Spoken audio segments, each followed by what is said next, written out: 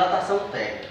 Bom, quando fornecemos calor em um corpo, esse corpo vai receber essa energia e as moléculas vão se agitar. Quando as moléculas se agitam, elas vão precisar de um espaço maior para se alocarem. Desse modo, vai ocorrer a dilatação térmica desse corpo. Bom, todos os corpos possuem 3 dimensões: altura, profundidade e largura. A dilatação pode ocorrer de 3 maneiras. Dilatação linear. Para se enquadrar nesse tipo de dilatação, o corpo, ao receber o calor, a energia, ele vai ser mais perceptível o aumento do comprimento desse corpo.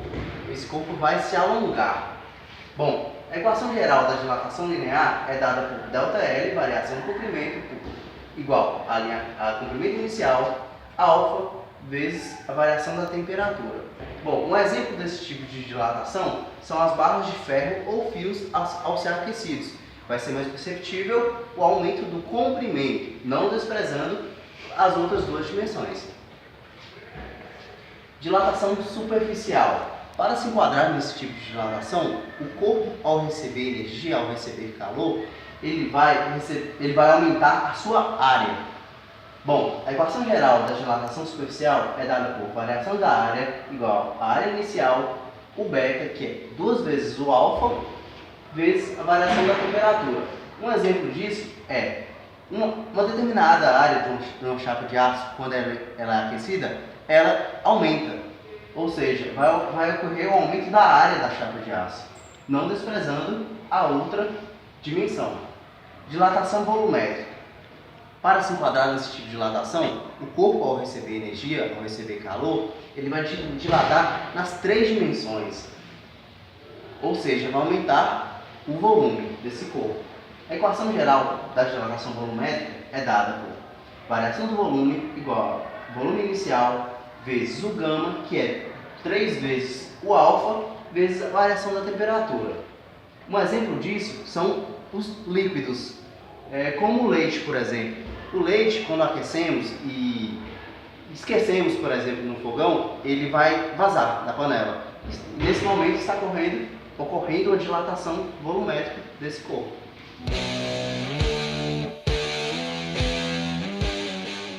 Então, a dilatação ela pode ocorrer de 3 maneiras: linear, superficial ou volumétrica.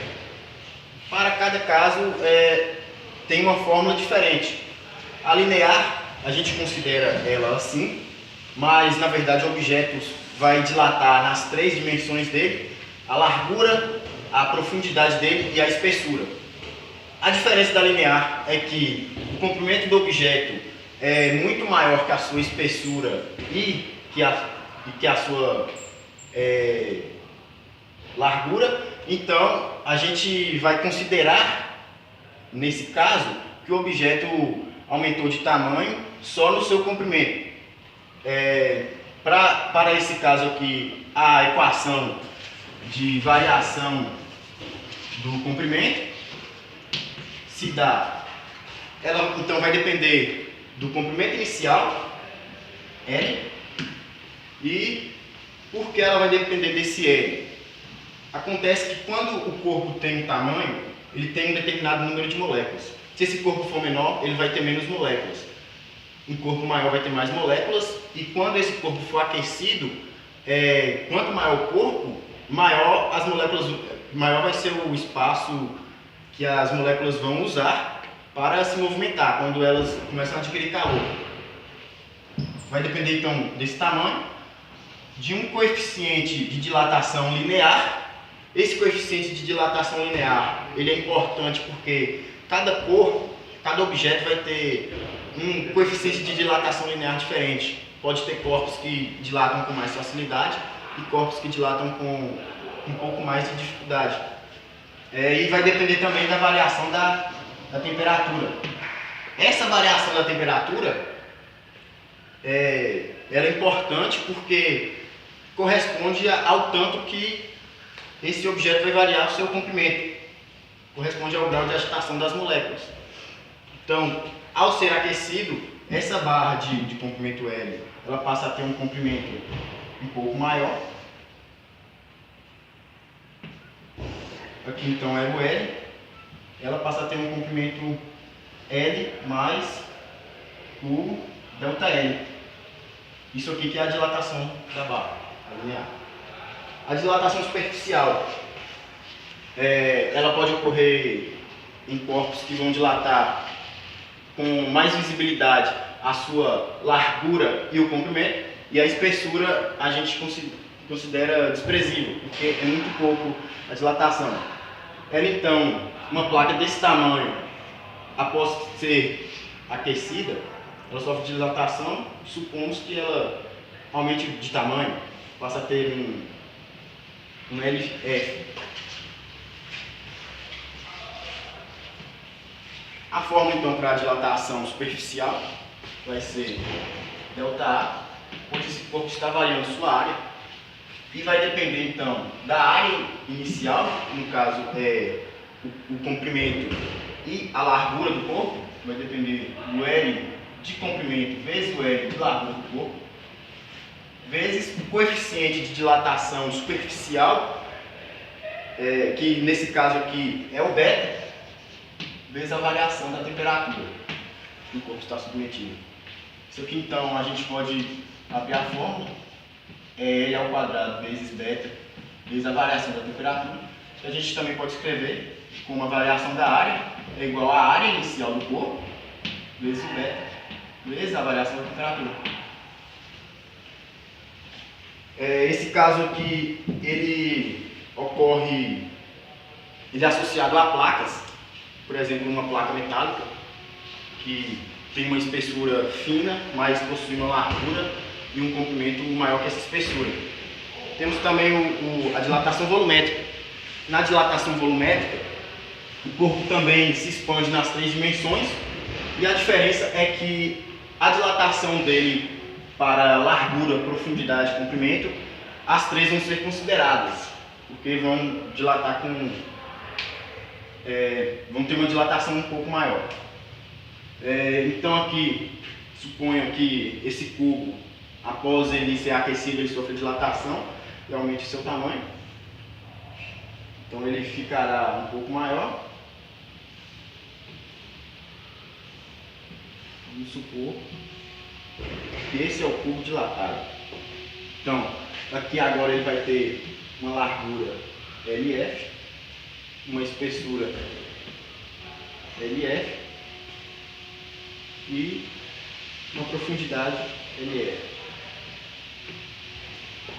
Então, a dilatação desse corpo então, vai ser a variação do volume, ele está variando nas 3 dimensões, vai depender do comprimento inicial, da largura inicial, da profundidade inicial.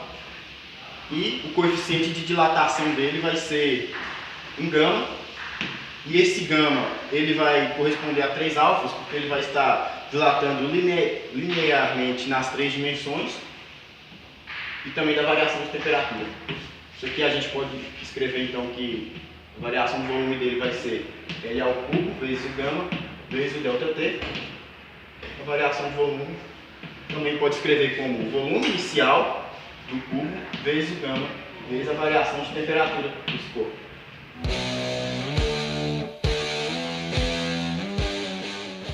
Existem inúmeras situações nas quais os fenômenos de dilatação térmica são influentes em nossas vidas. Na grande maioria delas, sequer percebemos essa importância, seja pelo desconhecimento ou seja pelos pequenos valores em que essas situações, essas dilatações acontecem. Vamos enumerar aqui algumas delas. Por exemplo, ao colocarmos líquidos muito quentes em um copo de vidro, este pode rachar. Por que acontece isso? Isso acontece porque o vidro é um mau condutor de calor. Se aquece mais rapidamente do lado de dentro que do lado de fora. Desta forma, a parte interna do corpo tende a dilatar mais rápido que a parte externa, causando uma tensão no vidro. E essa tensão que causa as rachaduras. Em pontes, viadutos e entre trilhos de trem e metrô, existem pequenos espaços deixados entre as placas de concreto ou entre os trilhos de ferro.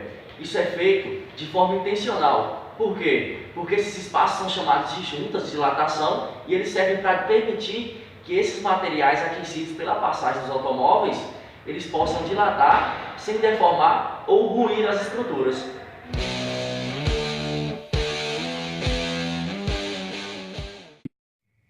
Bom, nós temos aqui então um exemplo que é muito comum no nosso dia a dia, que é o leite fervendo. Como todo mundo sabe, quando o leite ferve, ele começa a expandir na panela e se a gente deixar, ele pode até vazar da panela, né? Essa expansão que ocorre com o leite nada mais é que a dilatação térmica. E a dilatação que ocorre aqui é volumétrica, né? O leite é líquido e é o tipo de dilatação mais normal que ocorre em líquidos. E aqui ele está se expandindo nas 3 dimensões, né? O volume do leite tá aumentando. E vale ressaltar também que a dilatação térmica ela é muito importante não só para a física e para a engenharia, mas para várias coisas, né, do mundo, como na construção civil, que ela tem que ser considerada, construção de ferrovias, para a construção de automóveis, praticamente todas as coisas. A gente tem que considerar a dilatação térmica e até mesmo exemplos mais simples do nosso dia a dia, como é o caso do leite aqui que a gente mostrou.